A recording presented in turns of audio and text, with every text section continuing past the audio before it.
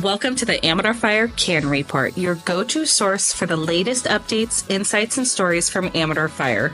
Serving over 500 square miles from the vineyards in the valley to the snow-capped Sierras, our combination department staffs 9 stations and puts 6 engines on the road every single day. Backed by a team of dedicated professionals and more than 30 committed volunteers, we're here to protect, serve, and engage with our community. From fire safety tips to behind-the-scenes action, we're here to keep you informed. I'm your host, Kayla Dale, Public Information Officer for Amador Fire. Welcome to Season 1, Episode 2.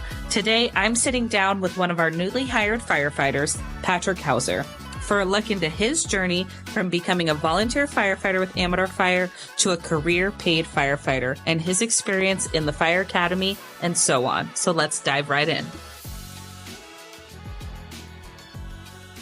Well, welcome, Firefighter Hauser, to the Amador Fire C.A.N Report. I am very excited to sit down with you just to kind of deep dive into your journey getting into Amador Fire as a firefighter. You started as a volunteer, then became an apprentice firefighter, and now you are a career firefighter with Amador Fire, and you've gone through multiple academies, our academy, and I just really want to dive right into what that journey looked like, and more specifically, to start this episode off, Firefighter Hauser, if you can just share a bit about how you got started in the fire service and what led you to where you are today with Amador Fire. Yeah, absolutely. So I was born and raised in Amador and Calaveras County.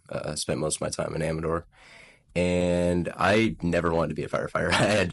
I was not one of those where it was my dream my whole life to be a firefighter or anything like that. But back in 2022, summer of 2022, the electrifier went off, and I live somewhat near that area, and I saw all the trucks going up my road, and I'm like, that looks like fun. Right. And I always knew I wasn't going to be behind a desk or anything. I always loved being outdoors, working with my hands. So, I knew I wasn't going to be stuck behind a desk. So I saw that and thought that looks like fun. So I went and took an EMR course at Columbia, which I honestly did not think I was going to like at all, but actually really, really liked it and kind of fell in love with the medical side a little bit.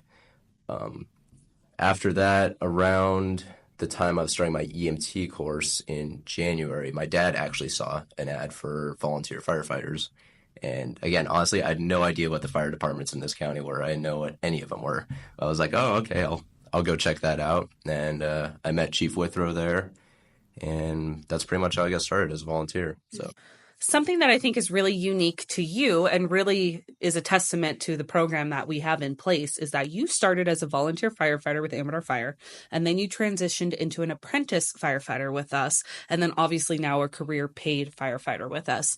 And so I just want to deep dive into what that looked like as you being a volunteer transitioning into these different roles to where you are right now, because I think that's a big testament to Amador Fire, like we've talked about in prior episodes, of how much we rely on our volunteers and our apprentice program as a combination department. Right. So our volunteer academy ended in May of 2023, and that was definitely like when I started running calls, started picking up shifts at Station 114. And quickly, again, fell in love with it. Like riding in a fire engine for the first time was like a religious experience for me. And so that was definitely when I started to fall in love with it. I ran calls throughout the summer, mostly picking up shifts because I lived in Jackson, so it's a little further away. But when I could, I would do POV rides to calls if there was a major call in the area. And then in fall of 2023, that's when I went to Columbia College Fire Academy. I still managed to pick up 1 or 2 shifts on the weekends while I was in the academy, but I was pretty much stepping away from it at that point. And then back in the beginning of 2024, after I graduated from the academy, I was kind of looking around, applying to all these different departments, and eventually a spot opened up here. And I had offers from other departments, but my main thought was, I already know these guys. I love working with these guys. Why would I want to go anywhere else? So I started off as an apprentice. I was an apprentice for three or 4 months out at 122 before the interviews, and I got picked up full time and sent back up to 114. So. And I have to just ask, what is your favorite station? 111, Yeah, probably. mine too. Yeah. I love just that whole area because I'm kind of a tree hugger. I love being out in the woods. So running calls all the way up Highway 88, super dynamic, super fun. And that's where I guess I've spent almost most of my time there because I only spent 1 month at 114 before I was moved up to 111. Right. You know, one thing I really admire about this district, and I know many others do too, is the wide range of terrain we cover from the Alpine County line down to the Sacramento County line. Firefighters here respond to everything from snow rescues in the mountains to wildland fires in the grasslands. And I think that kind of diversity in calls isn't just challenging, but it also builds well rounded and highly experienced firefighters. Yeah, absolutely. That's genuinely probably one of my favorite things about this department is the type of calls we run and just how varied they are. Right. Absolutely. And so, real quick, just to recap that firefighter Hauser. So, you started as a volunteer firefighter with Amador Fire. You moved into an apprentice role, and then you attended Columbia College Academy, Fire Academy, I should say. And then from there, you went through the Amador Fire Academy once you got hired full time with us. And real quick, for those listening, the Amador Fire Academy is something that we host one time a year. And it's not necessarily to teach the basics, but more so to train our firefighters in the quote unquote Amador way. With our unique topography, wide jurisdiction, and running 2.0 staffing, it's critical to fine tune how we operate in this area. It's a challenging academy, no doubt, a real gut check, but every graduation that I've seen and I've helped facilitate, these firefighters come out feeling accomplished and confident and honestly just ready to get on the rig and start running calls. So it's been a few months since we've done the graduation where you graduated. And so just walk me through your experience with the Amador Fire Academy. Yeah, absolutely. It was a great experience. I think the best part about it was, especially for us who had been through academies before, it was really refining our skills, bringing them to that next level, and learning, like you said, the Amador way, like how we have to do things as 2.0, because it's super dynamic and your next out engine might be 15, 20 minutes away, sometimes more. So learning how to do multiple jobs at once, like up at 111, Raza and I would always practice. I'm pulling the cross lay, and I'm also running back, grabbing the irons, giving myself water while he's completing his whole rotation as the engineer. So it's super dynamic not having that person on your shoulder immediately. Right. It's so true. And, in other agencies, let's just say one, for example, that runs 4.0 staffing or more, firefighters often have one specific role, like grabbing irons or pulling hose. And so they're just focusing on that single task. But here, like you mentioned, you're doing it all while your engineer, your captain is working through their 360. Your next incoming engine still might be 10, 15 minutes out. It's very tough. It's a fast-paced environment that really tests your skills. So I have to ask, for someone considering going through the Amador Fire Academy, what does a typical day look like? Right. So we show up. I'm trying to remember the time we show up. It's all a blur. Yeah. I believe we had to be there by 7, I believe. It might have been 8, but I'm thinking 7. So I'd usually show up half hour before, make sure my uniform's in order beforehand. We'd go in, beginning of the day, would start with just a brief overview of what we were going to accomplish that day. Then we'd hit a PT, which was usually either a run, a gear circuit. We hiked Miller Way out in Plymouth a lot, full BAs or hose packs if it was Wildland Week. And from there, after PT, we'd come back, get a quick bite to eat, and then usually it was into classwork or more training, just kind of depending on what the day looked like. It was super. No day ever really looked the same. Like there were a lot of days where we were in class for a while, especially like early wildland days, early fire behavior days, stuff like that. So we spent a decent amount of time in the classroom some days, but other days it was back from PT, and then we're going out and doing vehicle X. So we're pulling hose, we're throwing ladders. So the whole second half of the day was just straight training or sometimes classwork. And one of the key aspects of the Amador Fire Academy under Captain Payne's leadership, who he really is the one we need to thank for this because he helps facilitate, he builds the program, and he takes on the big lift of this for the 7 weeks that it goes. And it is a big lift, but it's how it's structured to provide well-rounded training across our entire jurisdiction. So Over the 7 weeks, the Academy rotates through different areas, Plymouth, upcountry, everywhere, giving our recruits firsthand experience with various terrain, the stations, the crews. And I think that this approach not only strengthens the familiarity with the district, but it also allows the community to see you guys in action, whether it's PT runs along the highway or training exercises in town. It's always great to see the public engaging and for us, to show them support and them to show us support. And I can't tell you enough how many videos people would tag us in of you guys running and them honking and tagging Amador Fire. It's just so awesome.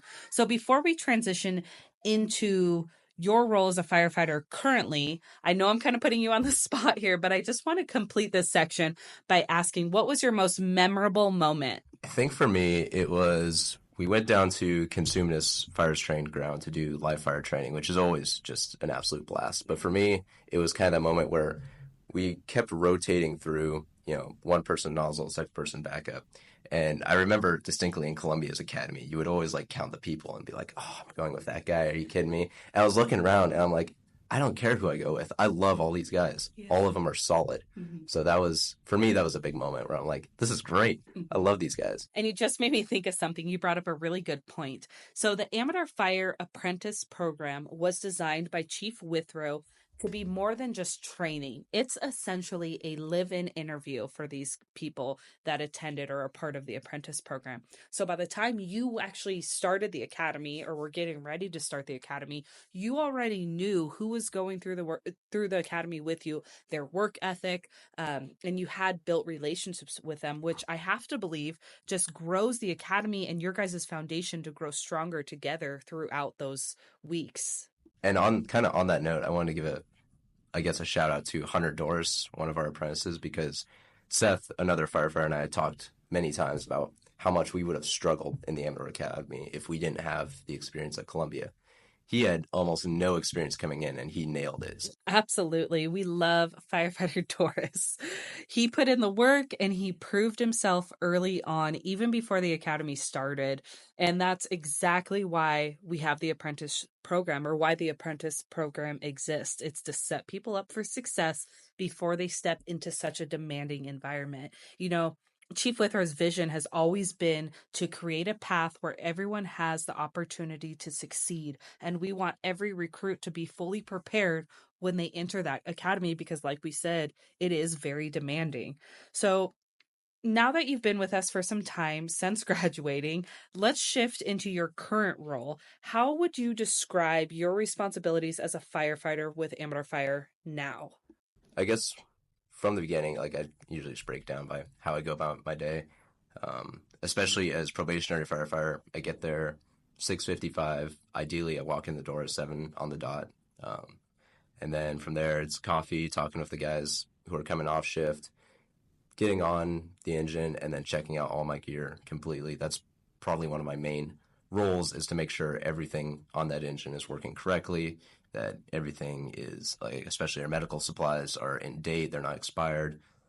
So maintaining our equipment and gear is one of the main parts. And then from there, it's PTs and training. Those are the main two things that we have to get done throughout a day. If we get a PT and a training in, then it's a good day. I like it.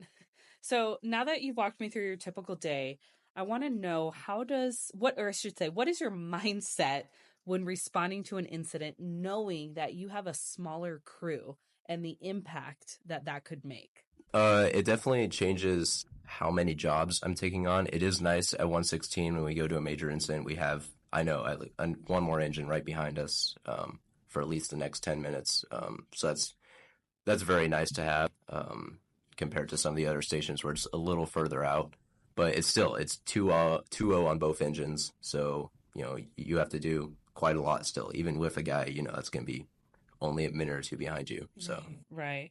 So when responding to calls, what differences do you notice compared to other areas, especially when factoring in Amador Fire's unique topography? Yeah, especially up in the 111 and sometimes in the 122, 123 areas, you get a lot of, I guess especially 111, you get a lot of long driveways. And sometimes they're covered in snow, which is a huge thing. Dealing with snow is massive. And so we have to have different strategies. We can't just know that we're going to the cross lay every time if we pull up to a structure fire. Sometimes it's going to be 3-inch to bundles, and you're going to have to pull that 3-inch 200, 300 feet before you're at the door. Right. So that definitely changes a lot with the different topography we have. Yeah, absolutely. And I think while it can be challenging, it's incredibly beneficial. So with 2O staffing, Firefighter Hauser, you're learning to manage a wide range of tasks. And one day you may eventually move on. We hope we don't ever have to lose you, but you may. And you're going to go into that other agency or department with confidence and experience to handle business because you've experienced that here with Amador Fire.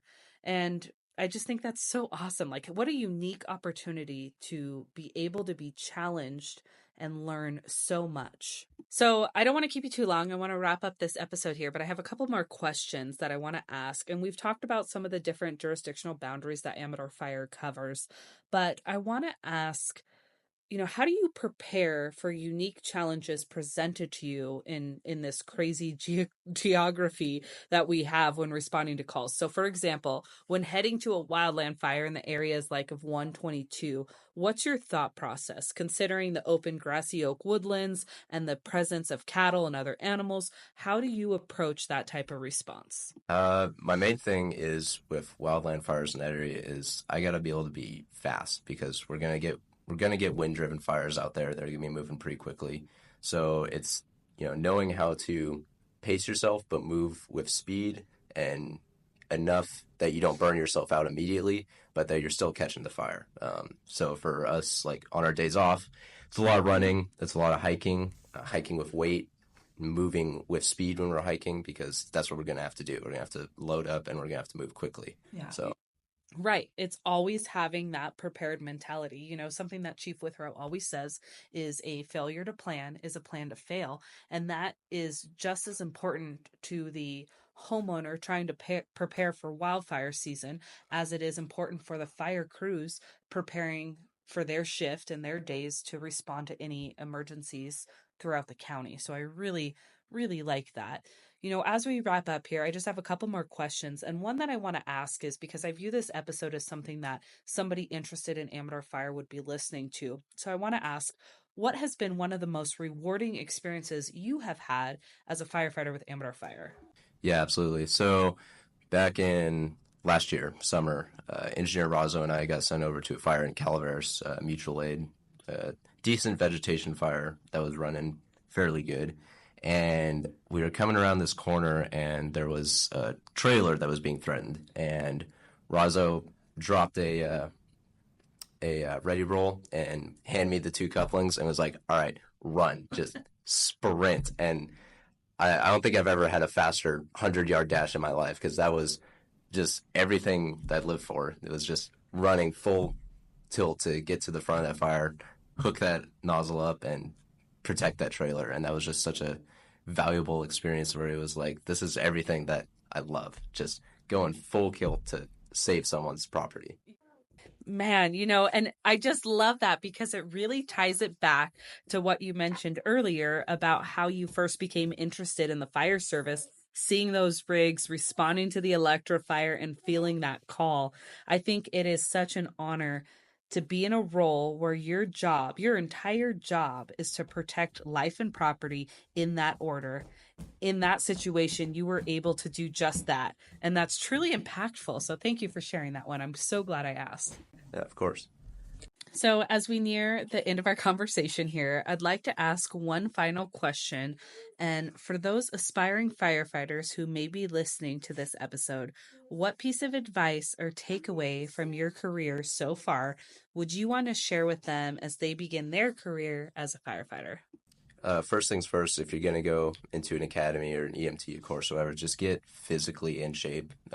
Run, hike with weight, do push-ups, sit-ups, all of it, because the last thing you want to have to worry about in your academy is PT, because there's so many other things, so many other technical skills that you're going to need to take extra time figuring out. Like for me, ladder throws was my hardest one when I was in Columbia because, well, I'm a smaller guy, and so I wasn't one of those who could just muscle it up.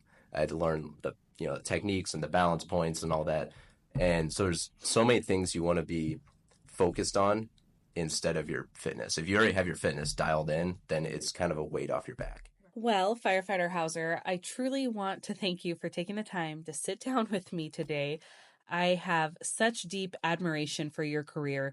Though you're early in this journey within the world of firefighting, the experiences that you've gained through your academies, the classes, it's just really inspiring. And it's also inspiring to see how full circle your journey has come from watching those engines, to now being on those engines in the role that you really admired to be in. So your insights and your advice, it resonates with so many, and I'm confident that it will inspire those looking to follow in your footsteps within Amador Fire and further. So I sincerely appreciate your time today, and I know that many will walk away with valuable lessons from this conversation. So thank you.